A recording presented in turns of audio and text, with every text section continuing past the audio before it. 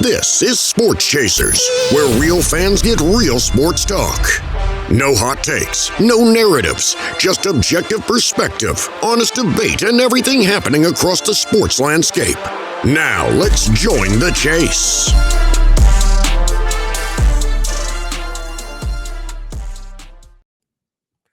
Hey, good evening, everybody. What's happening, everybody? It's another edition of the Sports Chasers, man. And in fact, this is the Sports Chasers interview sessions, man, where we sit down with notable people throughout the sports landscape and through life, man. Sometimes when sports and other things collide, man. But before we get into our guest tonight, make sure you like, click, and subscribe to the channel. Make sure you hit all the bells on the, hit the notifications, so you can hit the bell for all the notifications so you can get this wonderful sports content, man. And those that listen to me on the podcasting side, whether it be Apple, Spotify, or any one of those wonderful platforms, you do what you do. Give us that 1, 2, 3, 4, 5-star review, 5-star review. Lovers or haters, let us know how we're doing out there, as you so eloquently do across all the platforms. We appreciate you for rocking with us and engaging with us on the sports tip, man. So hang out with us tonight, man. Hey, we got a special treat tonight, man. Hey, sports and comedy is colliding, man. And I had to check, man. Nope, we have not had a comedy person on here today, but as of yet, for the 7 years that we've been on. But tonight we do. We got a real special treat tonight, man. So let me just give him a really good introduction here. Chasers Nation, tonight is one of those moments where sports and comedy truly collide. Our guest understands competition, timing, failure, and comebacks.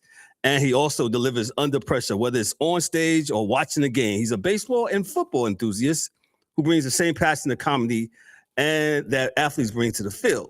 With over 20 years of clean, relatable stand-up and wildly successful dry bar special and a voice rooted in authenticity, tonight proves that laughter in sports speaks the same language. We're proud to welcome comedian. He's also a podcaster and a storyteller. Ladies and gentlemen, boys and girls, Mr. Danny Johnson, welcome to the Sports Chasers interview sessions. Let me get him in here real quick. Danny, what's up, man? Yeah. Look at that. I love it. What a great intro, man. That's fantastic. Thanks for having me, Kevin. Man, when we connected on Podmatch, shout out to Podmatch, shout out to Alex Sanfilippo and all his people at Podmatch, man. This is a wonderful platform and product that he got out that connects creators and content creators all together, man. So I'm thankful for that, man, and thank you for the connection that we had, man. So yeah, we're gonna talk some sports and comedy, man. But before we do this, like I said, this gentleman right here, Danny, is a comedian, and I just want to share one thing, little clip that he did. I thought this one was funny here, so let me just set it up for him. And my mind is young, my body is telling me, take it easy. The other day I found myself coaching myself out loud just to pick something up off the floor. Like I dropped my wallet and I'm like, here we go, here we go, here we go, here we go. Up, and we made it. A little lightheaded. My mind is young, but it's so hard to watch myself. I bet it is. Thanks for playing that, man. That's from my first special that I did in 19 and for Dry Bar Comedy. It's a clean comedy production company out in Utah. But that was fun, man. Got you. So let's get into this. We'll get into the sports thing, man. What's your passion and where did you get that from comedy? What's your inspiration, I should say? Excuse me. Oh, for comedy, yeah. I think if I grew up on Long Island, New York, oldest of 5. And if I think back during my teenage years, my mom was like kind of having a kid every 18 months or something like that. So like the attention on me was less and less and less. So I started to act out, like impersonate relatives, do little skits at family functions, because not only was my family big, I have a ton of dozens of cousins and second cousins, and then eventually as we get older, their spouses and their kid, it's just a giant family. And if you're not being made fun of, you don't belong, you're not liked. So doing, I took those sketches or those skits I used to do for my family, and I started doing them at my church youth group talent show. And I just love the feedback of laughter. I just remember getting that gets a positive attention. I like that. I like that feeling. And then I saw stand up on TV. I mean, I'm an old fella, so I watched Carson, Leno, watched all these guys were just standing on stage talking and getting laughs. I'm like, what is this? What is this? I mean, Richard Pryor would go into he's the king of them all, but he would just go into everything, his relationships, his drug habit, alcohol, just society, and then I watched Seinfeld and Robert Klein and Don Rickles and Eddie Murphy. It's like it was just mesmerizing to me. Don Rickles. Wow. Yes. Yeah, remember him, man? Yes, man. People really don't know. Like you said, comedy, and I always like comedy, man. It's just really good. And when you go to a comedy special, you go to a comedy bar or whatever, and you hear some of the guys like yourself and some of the ladies like yourself, just starting out, Yeah, and trying to get people to get engaged, man. Sometimes they don't land right, and sometimes they hit a home run, man. Tell me about that process of when you first started, of trying to hit that home run, so to speak. yeah. So I've been in the game a couple decades now. In the beginning, you overestimate your funniness and underestimate the value of the audience's feedback. So you get up there, and if you don't have the emotional intelligence or the self-awareness enough to go, oh, I just did really bad, what do I need to change, then you're not going to get any better. Right. And I remember, I had maybe 10 minutes of material and it all worked, but I was doing the same club over and over again and the same audiences sometimes, so much so that they started to like repeat my jokes while I was telling them. I'm like, oh, I need to write more jokes. Right. And then you get into the new jokes and you're like, oh, they're not as funny as the stuff I've been writing for 5 years and practicing before I did the first show, So if something bombs, I don't get rid of it. I watch it, listen to it. Was it me? Am I missing a word? Do I have to switch the sentences around? What didn't work? And I'll try it 100 times. And if it finally really, I don't think I have anything that really absolutely failed. I may have just given up on the premise or it got old. But sometimes it takes, like my new comedy special on YouTube, my opening bit is about getting a massage. It's 8 minutes long. It started out as 30 seconds a year and a half ago. And it worked really well. It was like 2 lines. And then I was like, oh, I need to add more. Then it was 3 lines. And I'm like, oh, I need to sit down and write exactly what happened to me. Even if it's not funny, if I can go back and read it and find the funny. And it turns out it's like 8 minutes long. So it's a process. And if you don't put in the work, you're going to fall behind pretty quickly. But much like sports and much unlike music, if you miss a joke, you miss a pass, or you miss the fastball inside, everyone notices. If you're a musician and you miss the bass, no one knows that you missed the note. You know what I mean? You're up there by yourself with your words, and you better bring it. And then, you talk about the dichotomy of different audiences and different crowds. I know people funnier than me that they're not comics, and I don't think they could be a good stand-up, but they're just funny. The trick is, or the key is, the skill is can I do it to 300 people that don't know me in Iowa or Brooklyn or Miami or wherever? Right. That's the key right there. And that takes years of work, but you got to take the beating. If I have a bad set, I am not happy, but I leave the stage. Okay, what do I need to get better at? What I miss? Resilience. It sounds like that you're about. One of my favorite words in the dictionary, resilience, man, which is the ability to do what? Bounce back, man. So Yes. You definitely have done that. So you do clean comedy. That Yes. can't be isn't always an easy lane. No. Was that an intentional choice for you? Mm-hmm. And how has it shaped your career? Yeah, that's a great question. In the beginning, my first couple of years, I probably cursed here and there, not intentionally, just, Right. get by. And then it just didn't feel true to me. I don't walk around cursing a whole lot. I'm not above it, but um, and I love the challenge of it too. Like if I had a joke where the punchline was a curse word, I was like, I can write better than that. Right. That's a cheap. At that point I'm going for shock value. So and then on top of that, my idols being Seinfeld and some of those older guys that work clean. I love that challenge. How can I take this premise about anything, about animal rights, about sports, about relationship? How can I make even the touchiest sometimes of subjects clean and funny? Some people. What did I just do a show in Eustis, Florida? It's like near Orlando-ish. Mm-hmm. And at the end of the show, I don't advertise my shows as clean shows. At the end of the show, I had like 4 or 5 different people come up to me and go, you didn't curse once? I was like, yeah, I don't. They're like, that's so refreshing. And on the other hand, I love Kevin Hart. I love Eddie Murphy, Richard Pryor. I love Bill Burr. These guys curse, and that's fine. It's just not for me. And the way it shaped my career, to answer the second part of your question, is I think it's opened up more opportunities than some of my peers. So I can do a lot of corporate work. I can leverage it. Church work. I do churches.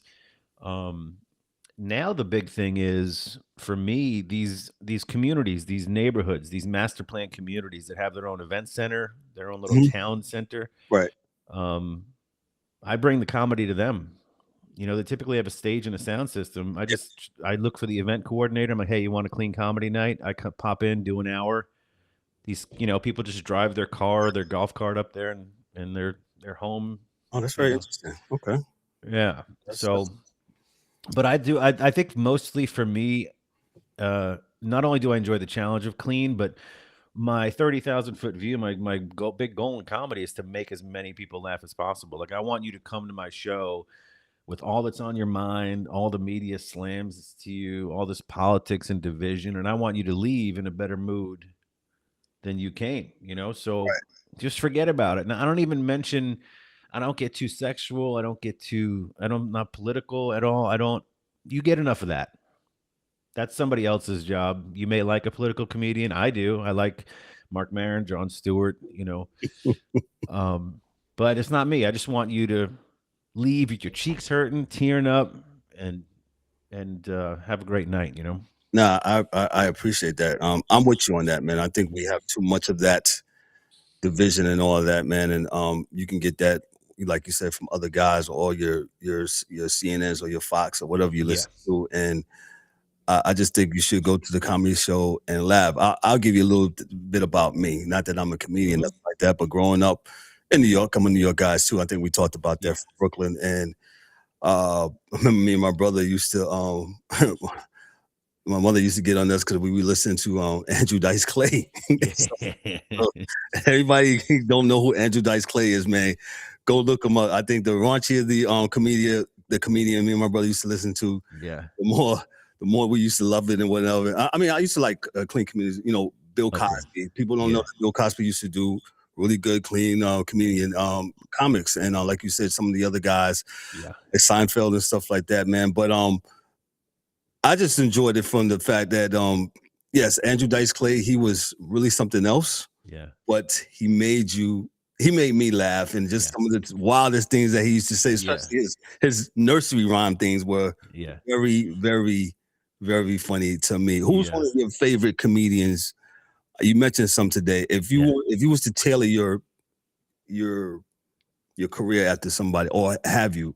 Oh, good question. And by the way, Andrew Dice Clay is one of the only comedians in history, if not the only one, where the audience repeats his jokes or says his jokes with him, and they still love it. Oh, yeah. That's the most bizarre thing in the world. If I did my show, I'm doing a show tomorrow in South Carolina. If I did my show and everyone was yelling my jokes with me, they would hate it. They would hate my show. People don't know that. Go to YouTube, youngins. Go check out Andrew Dice Clay, man. It's something else, man. So go ahead.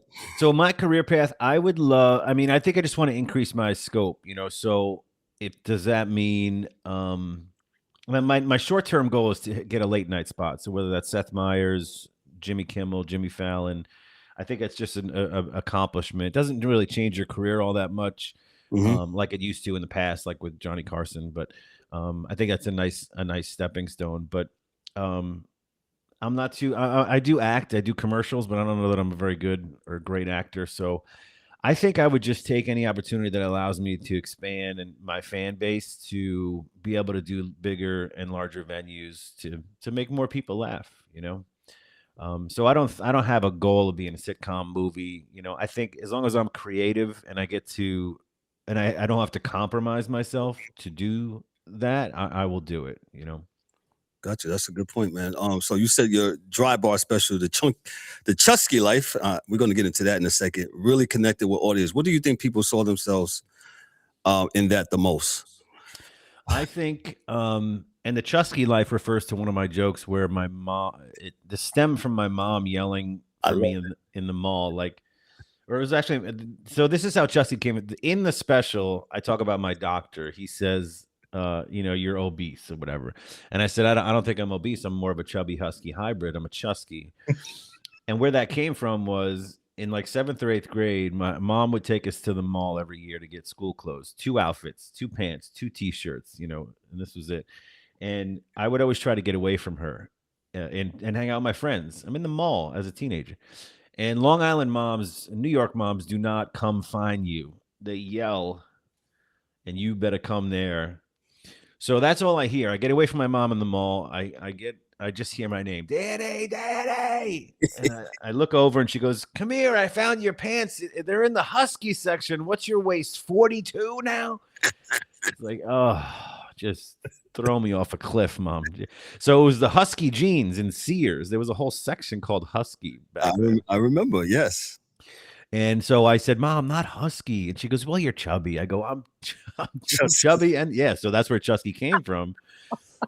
All these years later, it just popped back in my head. And I was like, I need to make this work into a joke. But I think people related to that special in 19, because of the success of the special, by the way, it's now licensed on by Comedy Dynamics on Apple, Amazon, and Peacock too. Awesome. Yeah. It's the vulnerability. I think people can relate a lot to my struggles with weight, pointing out the everyday idiosyncrasies and whatnot. I think I've been told by some older audience members that I look like their fine neighbor next door or their nephew or somebody in the family. So it's very, they already feel like they know me when I'm up there. And then I just kind of present these silly ideas and whatnot. And, right. I think that's what resonated with them. No, you just you said you mentioned something about your weight, and you also been open about your mental health and stuff. Oh yeah.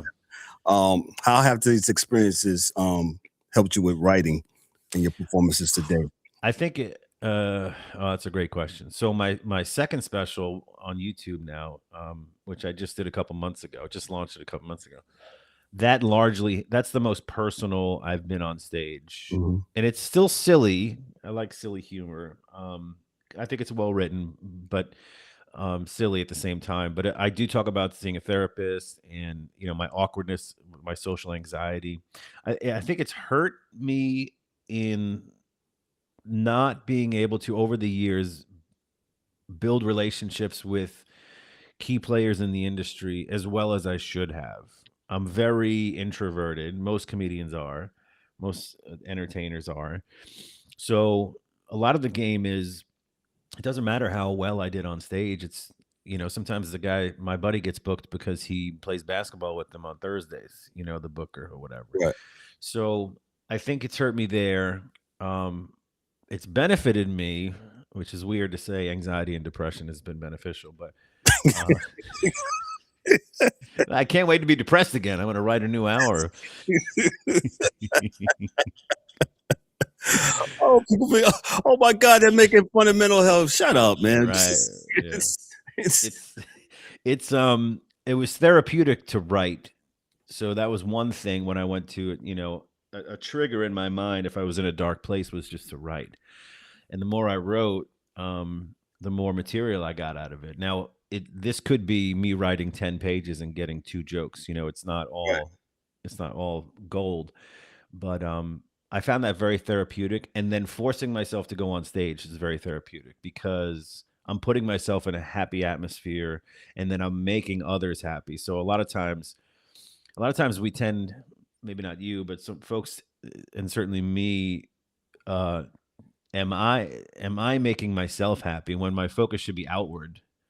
How can I be of service? How can I be make other people happy? And then inadvertently it helps you, you know. No, but that's seriously. When did you start? When did you feel like you was having some struggles with this mental? I would say I don't want to say the trigger was my divorce, but it was probably around that time. Right.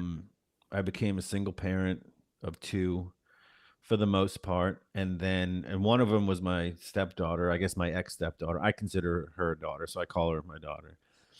She's 20 in her early 20s. She's on her own now, but it was just me and the two of them. My son's 19, so to this day, it's just my son and I. But having that responsibility and then having to cut back on travel for comedy because of that, Right. find other streams of income. I think, and then on top of that, the devastation of the divorce and whatnot. But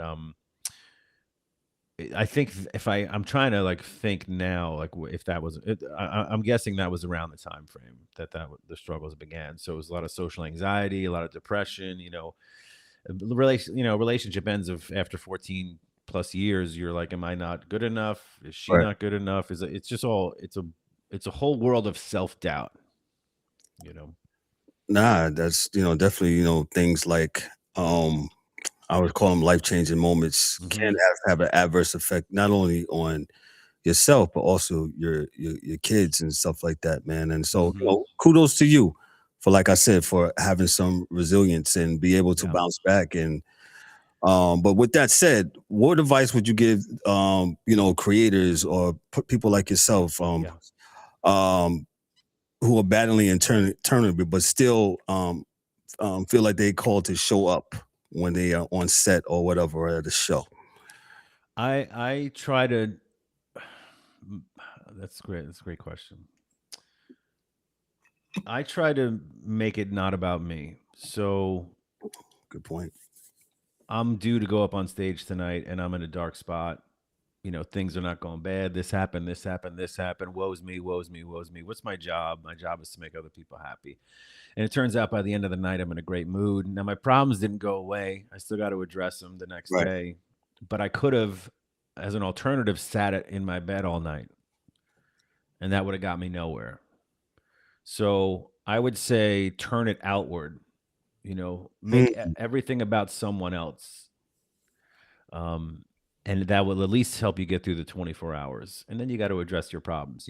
I would obviously talk to a professional and your medical professional and mental professionals. But in the immediate moment, it's tough, but you got to take a shower, go outside and walk around the block. Yes. Like those simple things of like, and I'm not saying I'm great at this, this took a while to kind of get into this habit, but you're sitting on the couch for so long, doom scrolling, and you got to do something, whether it's perform or whatever you're doing, even just regular work. It's like, just get up and take a shower, Right. count to 5, and then you'd be amazed how you feel refreshed and clean and productive. Make your bed. It just little. I'll make a list. It may sound silly, but on my calendar and my phone, I'll make a list of the simplest darn things. Put the toaster back under the counter, take a shower, shave. And the act of me doing those and being able to delete them from my calendar drives this feeling of productivity. Now it's obviously I'm not moving mountains, right? Right. But it gets your mind in this habit of, oh, I'm knocking stuff out today. And it gives you that dopamine hit, that feel good feeling, and that tends to lead to more and more productive stuff. And on the next Dr. Phil, we're gonna. I know. I'm about to turn it, Danny. I'm about to turn the page. I like to get that stuff out of the way first, because that's what I say. I say, geez, we're going down this. Yeah, I like it. It's fine. But I'm about to turn the page, man. But no, I appreciate your authenticity and also you being transparent about that, because I don't think we do that as enough. Not as men, I was gonna say that as men, you don't. We bury it. I do a joke about that in my new special about burying. I said generations of Johnson men have buried their problems, and then my son leaves the milk out on the counter, and I whip his iPhone through the window like a good parent, you know. And it wasn't about the iPhone being on the counter. No, It was about this pent up anger that you never addressed. right.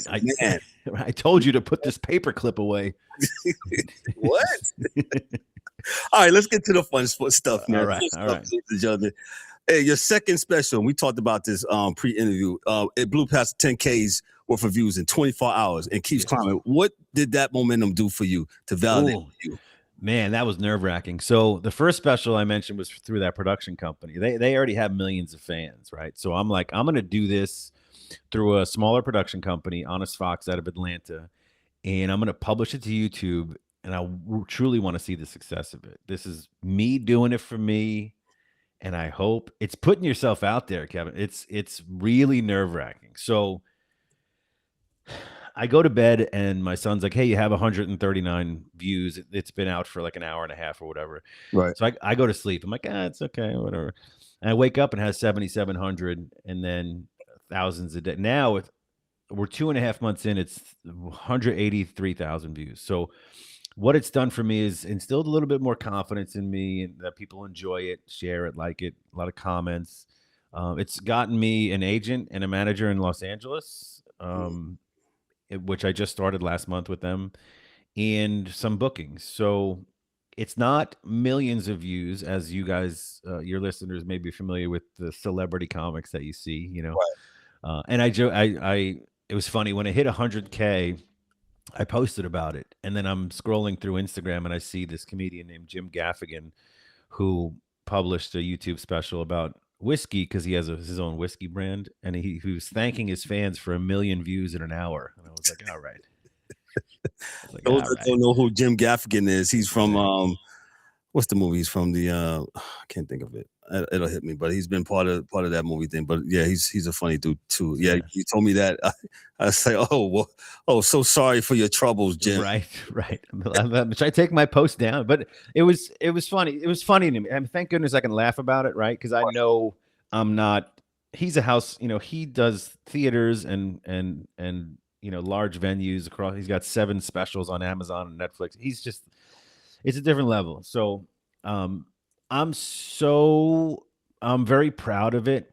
It's clean. It's 30 minutes. It's on YouTube and people have embraced it. And I hope it just keeps climbing because it's just providing me more opportunities. And now it's on to writing the next one, you know? I got you. And I was going to ask you, how has the YouTube space changed the game for creators and comedians like yourself, where now you don't have to go through some of the gatekeeping measures? How has that affected you? I mean, you said it right now. You said something about the agents and how now they're knocking on your door. Anything else? I think that's well,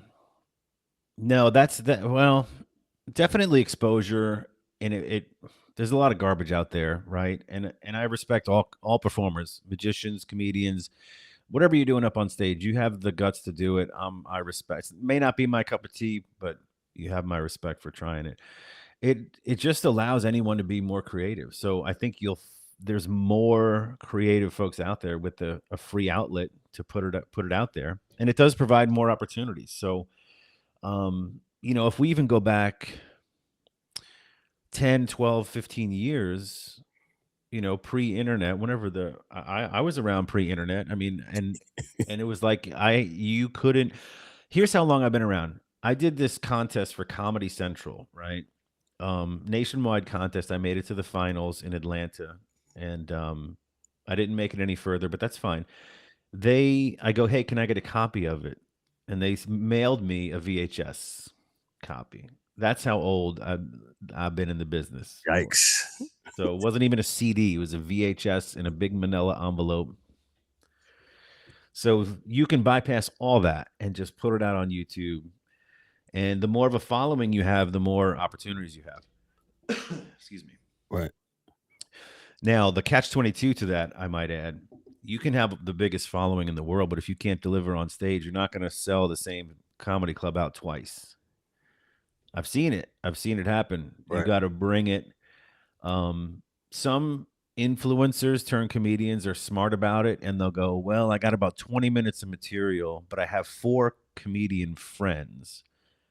I'm going to tour and sell out these theaters. I'll go up and do 20 minutes, and then I'll have my friends do the rest of the show, fill out the rest of the 90. And maybe I'll come out in between, host it, or at the end or whatever. So audience gets what they want because they came to see the influencer, and then they also get a good show because of the other comedians, Nah, that's what you're saying. It makes a lot of sense, man. It's tough, man. Kudos to you and to anybody, like you said, getting on stage and trying to make people laugh. And because if you think about it, you all the metrics, the person they spent their hard-earned money, come see you. They park their vehicle. They're buying these expensive drinks. Yeah, at babysitter, babysitter, and all that stuff, man. Yeah. And hopefully you deliver a really good show where people will be like their cheeks are hurting and things they're just happy once it leaves. So and what you said earlier about those people coming to you afterwards and saying, hey, you didn't curse, man. That was quite refreshing. So let me get to this one, man. It says you were part of the Nateland Live. What does it mean to be in a movement that's redefining clean comedy at such a higher level? That was really something else. So Nateland Live is Nate Bargatze. He's the highest grossing comedian last year and this year. His home club, Zany's in Nashville, Tennessee. Every once in a while, on a Monday or Tuesday, he'll host Nateland Live, where he lets clean comedians go up. They film it, and then it potentially goes on his social media. And I got chosen or connected with the right people that were like, yeah, come on out and do it. And the whole vibe there, I mean, the green room is just stacked with the talent. It was the first time I was in a green room where I would say 90% of the people in there I would open for. They're selling theaters out. They're selling comedy clubs out.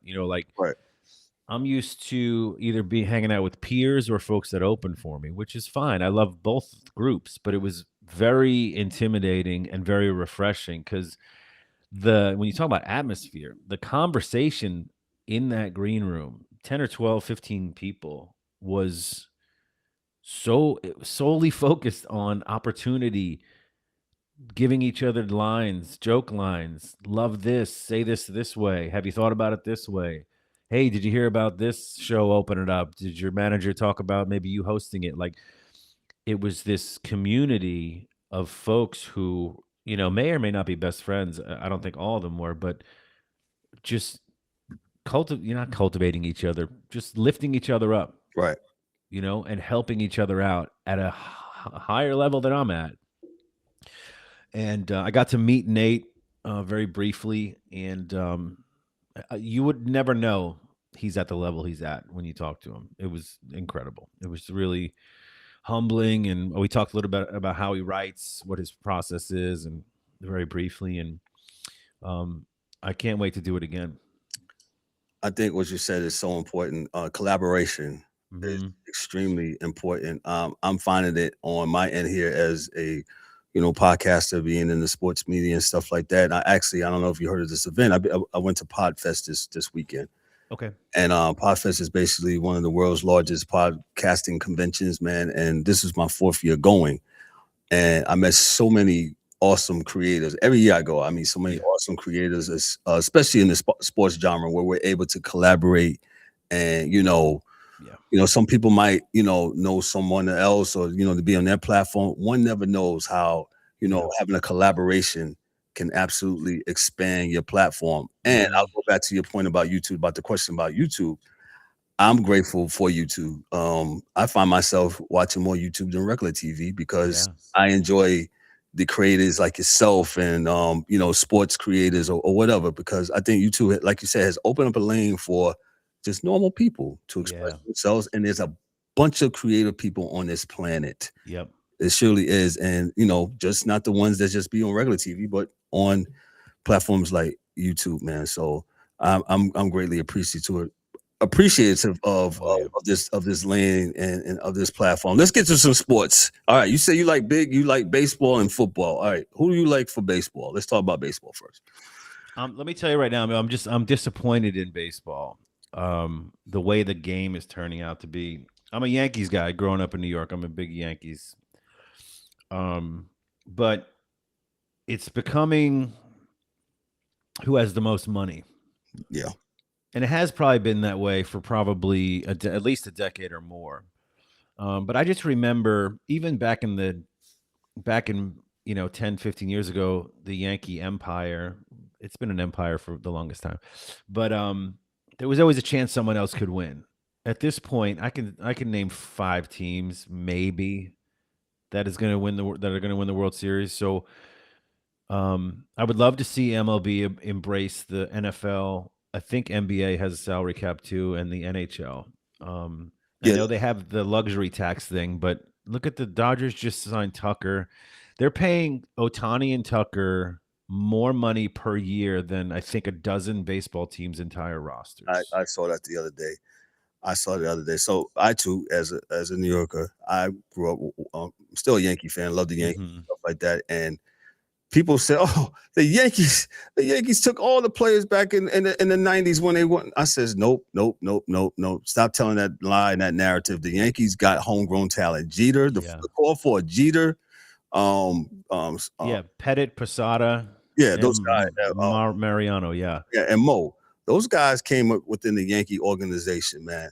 It was the Yankees added what's my right fielder name? Why can't I? Paul O'Neill. He came from the Reds. Oh yeah. They added Rock Raines. People don't know that Dwight Gooden and Strawberry. Those guys was on those teams that won. For you're the Mets fans, but they came on later on. Yeah, Ruben Sierra. Those what's his name? Godzilla they got from Japan. Hideki Matsui. Yeah. So no, stop with the narrative. The Yankees absolutely did a lot of scouting, and yes, they had a lot of money to add other pieces, but that wasn't the core focus. And I agree with you, Danny, about this, how baseball is going. And we discussed it on Friday night. Some of the guys, our baseball guy, we discussed on how baseball needs a floor because some of the owners are cheap. They just don't want to spend money either now. Right. A buck on that one. Like the Pirates, they barely want to spend money. You know what I'm saying? The Pirates been around for 100 years. People forget that Pirates are one of the charter franchises of the national. Yes, Clemente. Would it kill us to watch the Pirates win the World Series, for Pete's sake? I mean, it would be great. What do you think baseball can do to fix it? Because I'll tell you this: they're not gonna. I don't think the union would never ever allow for a salary cap because of baseball is the strongest union on the planet. I don't. Even with the lockout, because they tried that right back in the 90s, there was a strike, but I don't know that it's fixable. I mean, there's so much dang money in baseball. And the owners fall back on the luxury tax. So like, hey, I spent over the cap, so I have to pay a luxury tax. So that doesn't help other teams get better players. And then the other argument is, well, they should have better farm hands to scout better talent. I'm like, yeah, well, they do. And then you sign them when they're done with their rookie deal. The big boys sign them. Paul Skeens is going to be a Dodger or a Yankee or an Astro. At some point in his career, in the near futures. And he's the best pitcher in baseball on the Pirates. So I don't know that there is. I think it's gone way past. So I think it would have had to change before the Ohtani deal. Mm-hmm. He's doing $70 million a year, but it doesn't. Here's another thing: it doesn't count towards the salary because they defer so much of it. So I don't know whether it's $1 million or something so small. And that's another problem for baseball, man. So they're doing this whole Bobby Bonilla thing where they're just deferring money. That's right. June 1st, right? Bobby Bonilla Day. Bobby Bonilla Day, man. Y'all don't know. Bobby Bonilla has been getting paid by the New York Mets since the mid 90s. Like $1 million+ on June 1st every day because they made this stupid contract with him. And Bobby Bonilla was a good player when he came from the Pirates. Yeah. Didn't really work out with the Mets, if I can remember correctly, man. But do you want to know why they did that deal with Bonilla? What one of the reasons was the owners wanted to defer that money? Do you know? No, I don't remember. So the owner, I don't know who the owner was, the old owner, Wilson or something. He had an opportunity for a great investment, millions and millions of dollars, with this gentleman named Bertie Madoff. Okay, stop right there. Yes, Fred Wilpon. Yes, absolutely. Yeah. Wilpon. Yes, go ahead.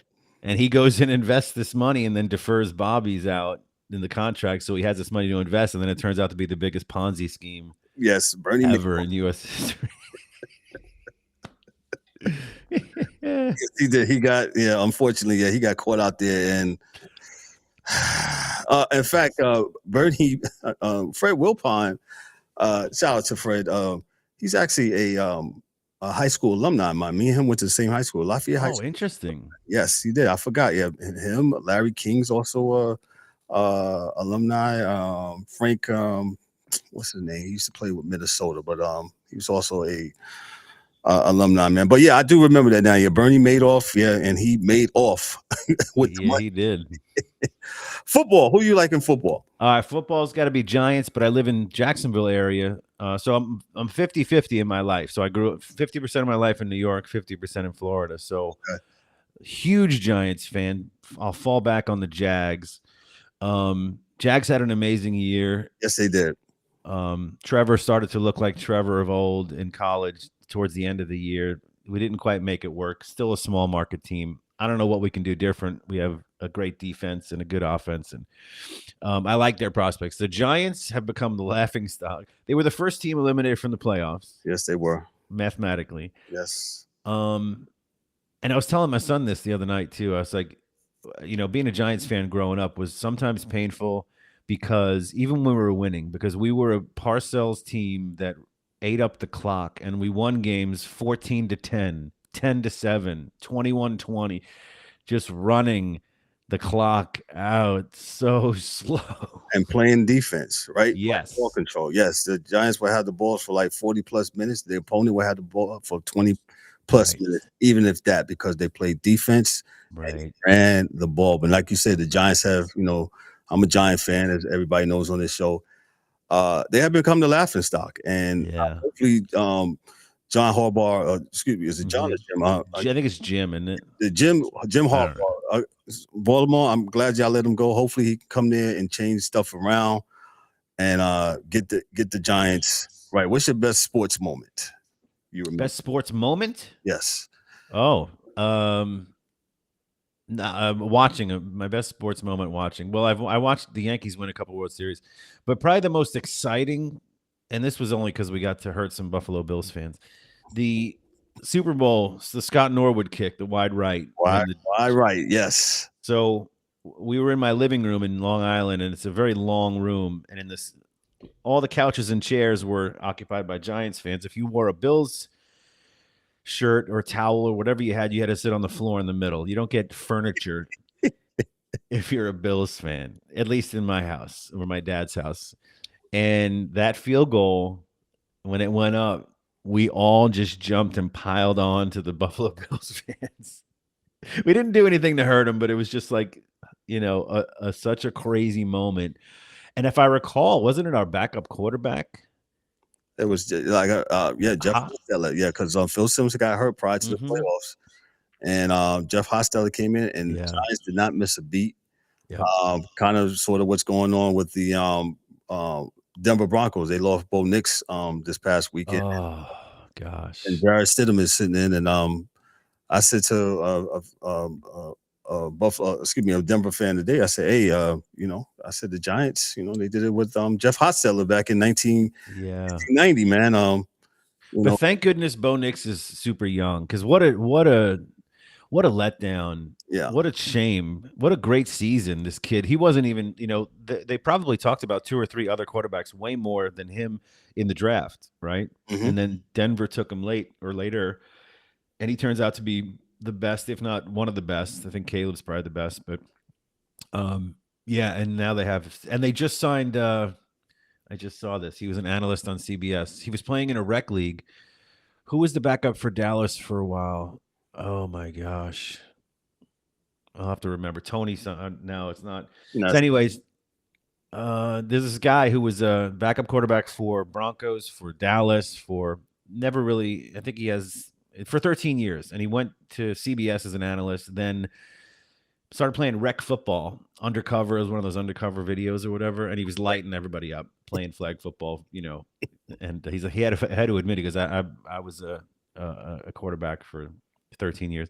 Anyway, Nix gets hurt. The Broncos sign him. He's the backup. I think it's Danichi or I can't forget. You'll see Right. when the game starts. But he's the backup now, and he was an analyst 2 weeks ago, and a year before that, he was playing rec football. I mean, that's how it usually ends up right now because people get hurt, and I was trying to see if I can Ben DiNico. Yeah, Ben DiNucci. Ben DiNucci. Yes, that's what it was. I looked it up. Yeah. Yes. Okay. I remember that. Okay. Yeah. So hopefully they might not need to call on him, but yeah. Well, let's be honest now. I think Carson Beck is older than the backup quarterback. I don't understand that at all. Carson Beck, 52 years old. I don't know how. Yo, they Indiana's team is like they said their average age is like 26 years old, man. So oh my gosh. But this well, I know we're dipping into college football. Yeah, sorry. Now, but no, you're fine. Because we cover them all, and we're actually gonna do a show after this about college football. But this is what college football wanted, and it's like you said, baseball. It looks like they might be at a point of return. College football. Listen, y'all was paying the kids before. I know it. I know some former athletes. I won't call them out or whatever. I know some personally. They was getting money under the table back in the days. So now you just made it open. It's semi-professional football, and this is what you get. I heard some Hurricane fans boohoo whining and crying today because I'm down here in South Florida myself. Mm-hmm. Their team was grown men on there. I said, well, this is what y'all wanted. I said, this is what y'all wanted. I says, I'm sorry, Mark Cuban's an alumni, and he's also a donor. And he donates a lot of money to get players. And it affects some kids whether they want to go in the draft too. If they know they're good enough, they'll get drafted anyway next year. And some sponsors like, I'll give you $5 million to stay this year, another year. They're gonna do it. Yeah, absolutely, man. It's a baseball. It's too much money. I know they were getting paid. You're right. I went to USF in Tampa to finish my bachelor's, and I coincidentally had a bunch of classes with a lot of the basketball team, and one of them ended up going to the Pistons for a while, and he's retired now. But they weren't in class for test day. They got to go to a special room to take the test. And, if it was a good season, you would see a little extra jewelry or, it was like all these poor college kids, all of us. And then, you just see the kind of treatment they're getting. So, something is happening, right. But I will say this, they talk about a name, image, and likeness. And all this started, if you remember correctly, Ed O'Bannon, back in the days. He made 2 points. He said something about, the college, I believe one of the EA Sports games when they were doing college. You knew it was Ed O'Bannon, his name, his image, and his likeness, but he was not getting no money that from EA Sports. So that was one of the things. And I remember correctly, some other college basketball players saw their jersey in the team store, and he said he didn't even have enough money to buy the jersey. Again, name, image, and likeness. So I think there needs to be some happy medium. But now, maybe you agree with me, the pendulum now has swung way over to the other side, and now we have this chaos, and kids are transferring whenever they want to transfer. Man, I seem to recall it getting even more ridiculous with. I seem to recall something about a tattoo artist suing some video game or program where his artwork on an athlete was shown, and he's like, that's my artwork, I'm not getting paid. And so they had to blur it, like in the video games you can't show they don't show the detail of whatever tattoo because of it or something ridiculous. I forget what it was exactly, but it was something along those lines. Like everyone's trying to, hey, that's mine, I need to get paid. So but the pendulum, you're right, has swung. Baseball and the NIL, it's like, how do we even go back? Yeah, I would say this, man. Who you got winning the Super Bowl between the last four teams? Well, I thought that whoever won the Jags-Bills game was going to win the Super Bowl. But I think it's the NFC that wins it. I don't know Rams Seahawks yet. I know Seahawks seem unstoppable. At home. I think Patriots are too young. I don't think the Broncos have a shot without Knicks. I could be wrong. Stidham could light him up. He did have I think his first ever NFL game, he threw for 363, yards. And so Stafford's got the edge with experience. So that's the best game I think that's the Super Bowl, Rams Seahawks. But that's not the real, you know what I'm saying? That's the NFC. The NFC Championship game is really the real, for me, Super Bowl, because I think that's the best team in the NFL, whoever wins that. Gotcha. What about you? Who do you think? I think I'm like you. This weekend, the Rams and Seahawks, whoever wins that game, they will be the Super Bowl champs, because I don't think the AFC winner has, I won't say a shot, but it's not going to look good. I just want a nice competing game. Go ahead. Yeah, I don't want a 50-0, right? But did you see the stat about the Rams? So the last game that they won, 0 penalties, 0 turnovers, and 0 drop passes the whole game. Disciplined team. They were a great coach, disciplined team. You don't make a lot of mistakes and you drive the ball down the field a little bit and score, you're going to win the game. Yeah, absolutely, man. Let me get you on this question here. You've been compared to Seinfeld and Kevin James. How do you handle the comparisons in comedy? I think it's humbling to hear that because they're both great. I love Kevin James, man. Man, he's got so many. When I watch a comedian and I go, man, I wish I wrote that bit, that's when I kind of know I'm really attached to him. I really like them. Right. I have to be careful, though, not to let their influence on me show up on stage, because you don't want to be accused of, oh, he's just trying to do so-and-so. But when someone compares me to that, I've learned to accept. I'm not good at taking compliments, so I've learned to accept compliments and hopefully make it my own. You definitely hear the influence of Seinfeld, Gaffigan, James, and Seinfeld on my jokes, like the maybe the way I say it sometimes, or you'll get little hints that oh, this guy's influenced by those folks, and that's fine. I'm not copying them, but yeah, to be compared to them is just, it's surreal. What's a legacy you want to leave behind when you grow up? Legacy. I want to, man, if I arrive in heaven and God goes, hey man, thanks for making him laugh. That's all right. I'll be all right with that. And thanks for not making your son a serial killer. My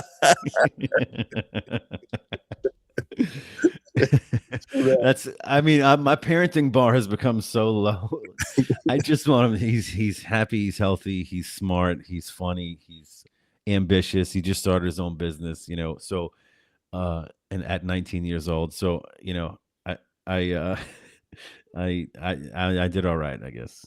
And for all those oh my God, he said he's gonna be shut up again, please. Right. I would hate to push him into a certain direction, like, oh, he's gonna be a lawyer or gonna be whatever. Be productive, find something that helps people, and do your best. Gotcha. Hey, what's some of the locker room talk? Well, I should call it not locker room. What's some of the green room talk when y'all back there? When you back there on set with other comedians, what things y'all talk about? We touch base on everything. So after catching up, because typically we don't see each other very often, right? We're always on the road, and just catching up on family, what they've been up to, where they've been working. Typically we've seen their face on a poster from the same club we did the week before, we're passing in the night. But we talk about the crowd. How's it filling up? What do they look like? What's the demographic? You trying anything new? I'll give it a look, see what I think, and give you some, and then talk about bookings and opportunities and whatnot. And then I think as I approach showtime, I need solitude.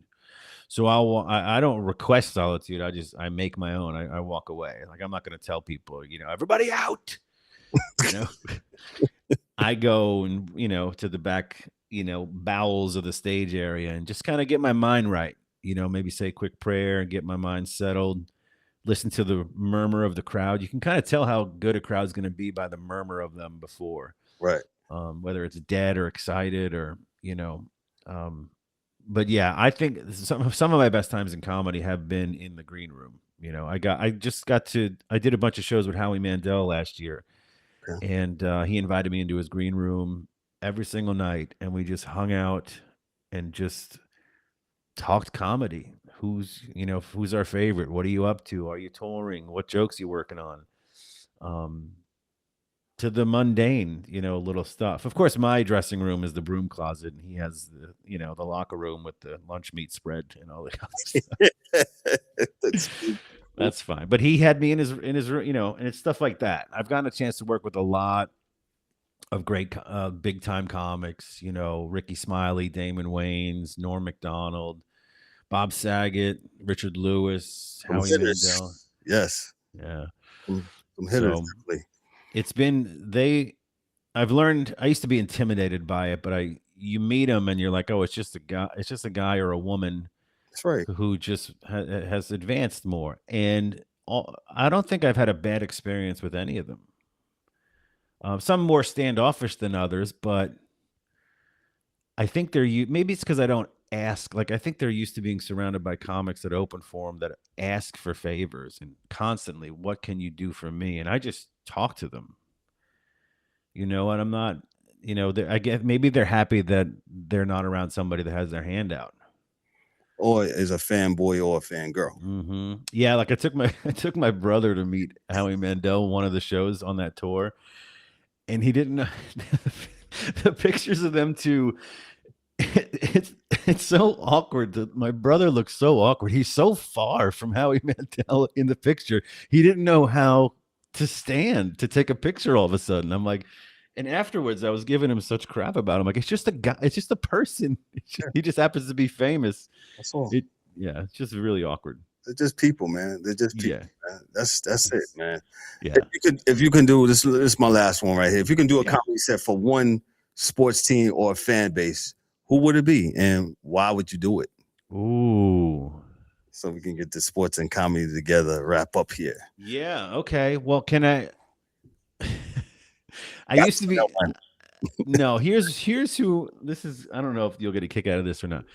So I used to be much more into basketball than I am now. I don't, for whatever reason, I don't know why but back being a Knicks fan in New York, and during those years, the John Starks, Patrick Ewing, the Indiana Pacers, the Reggie Miller, the Choke, everything. I was fascinated and felt so bad for the folks that work at the Garden that are responsible for Patrick Ewing's sweat. That man looked like he just walked out of the ocean. The size of the mop that they had to have for this guy. And I remember even as a younger kid being like, that's the worst. And he doesn't stop sweating. He wipes himself off and the camera goes away from him for comes back. He's a bucket of sweat again. So if I could do a show, I would do a show for those employees to brighten their day. I don't know why that stuck with me, but that's all I could think of back then in watching those basketball games. And I got to go to a few of those at the Garden, and that was thrilling, man.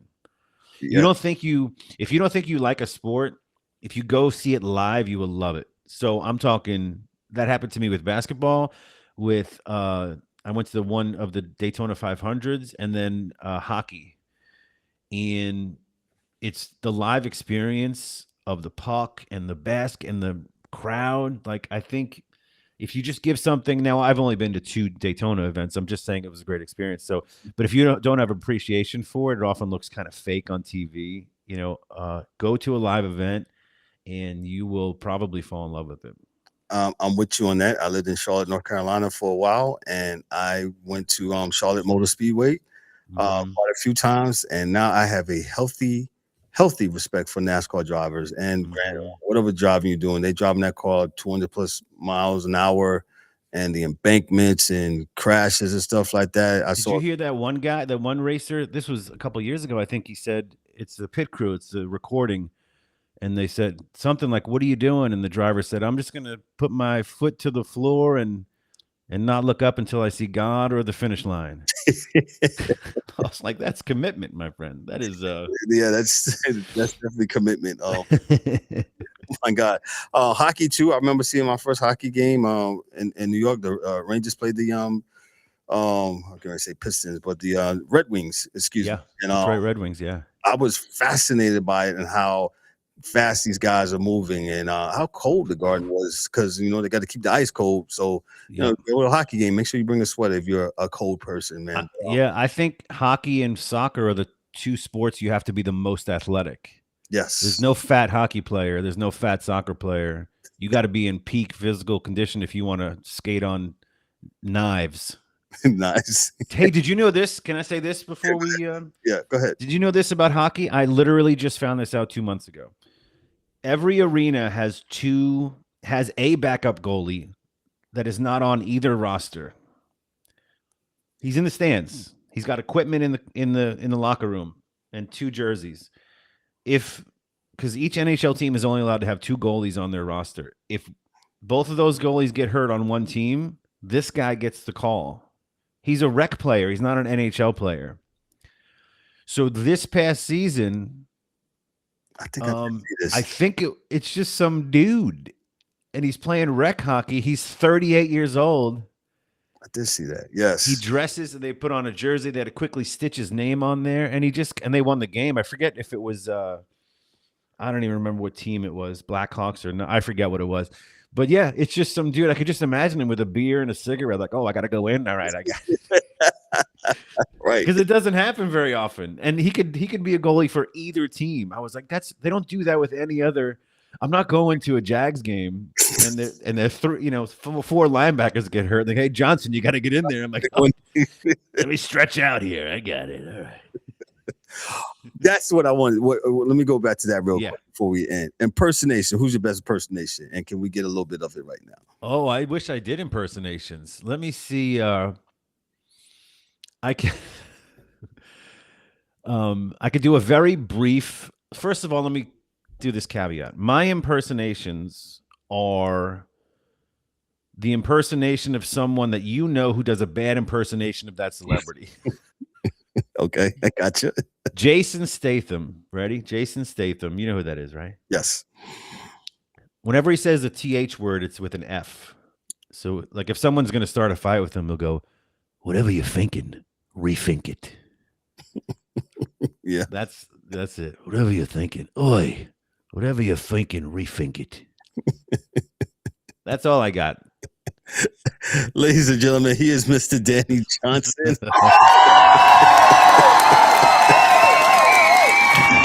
Man, this has been really fun, man. Danny, I appreciate you for coming on, man. I'm going to let you have the last words before we get on out of here, man. Well, before you do that, where can we find you at? Where's all your stuff? Your books? I mean, no, I don't think you wrote a book yet. Have you wrote a book yet? Oh, yeah, I got a book out. I'm sorry. Yes, you do have a book out. Tell us all that. All this stuff will be in the description. Please go ahead. Perfect. First of all, I want to honor you. Thank you so much for letting me come on this platform. I love it. I had a great time. DannyJohnson.com is the easiest way you can keep in touch with me. All my social media links are on there. All my social media handles are Danny Johnson Comedy. I would just encourage you to go check it out. You're feeling down or you just want to laugh, you want to get away, head on over to the website. All the links are there to my podcast episodes, to my specials, to my book. And I look forward to seeing you at a show. If you come to a show and you heard me on here, come on up and hang out and we'll talk sports. And if you're a Bills fan, don't be mad at what I talked about today. Don't be mad. Please don't be mad. That's his website. You can find, like I said, all this stuff in there, but all the other links to his YouTube channel, all that. Make sure you check out Danny. And, yeah, let's get to 1 million views on that special. It's at almost 200,000. So yeah, appreciate that, man. So listen, Danny, don't go nowhere. Listen, we're going to get on out of here. On behalf of myself, I'm Kevin O'Warren, your host and moderator for the Sports Chasers. Special shout out to our dear guest tonight, Mr. Danny Johnson, man. He made us laugh. I told you when sports and comedy collide, man. So I appreciate you so much, Danny. Thank you for coming through, man. This is the Sports Chasers. Hey, y'all be good, be great, be blessed. Hey, we'll catch you on the flip side. Peace. You've been locked in with Sports Chasers, where conversation doesn't follow trends, it follows the game. If you rock with the discussion, tap in, subscribe, and join the community that keeps sports real. Until next time, stay locked, stay sharp, and keep chasing sports the right way.